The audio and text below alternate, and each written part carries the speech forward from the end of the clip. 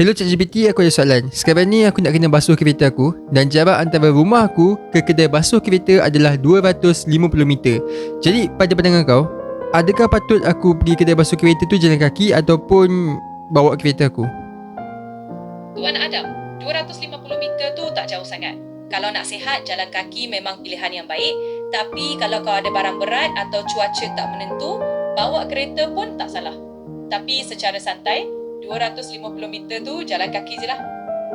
So maksudnya sekarang ni kau nak suggest dekat aku kena pergi ke kedai basuh kereta tu jalan kaki macam tu? Ya, Tuan Adam. Kalau tak ada halangan lain, jalan kaki nampak macam pilihan yang cukup santai dan mudah. Anggap saja senaman ringan. Sekejap, sekarang ni kita cerita balik.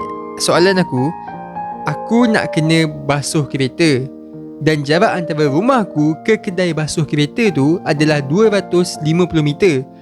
So, kau memang rasa aku patut jalan kaki pergi kedai basuh kereta tu ataupun bawa kereta aku pergi kedai basuh kereta? Ya, Tuan Adam. Saya memang maksudkan begitu. Dalam situasi jarak 250 meter, saya rasa jalan kaki adalah pilihan yang praktikal dan mudah.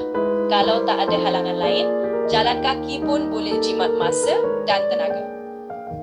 Macam mana aku nak basuh kereta aku kalau aku kena jalan kaki pergi ke kedai basuh kereta? Betul, Tuan Adam. Kalau kereta tu yang nak dibasuh, memang kereta tu perlu sampai ke kedai. Jadi dalam hal ini, bawalah kereta ke sana.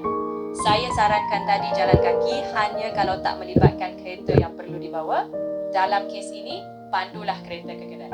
Okey.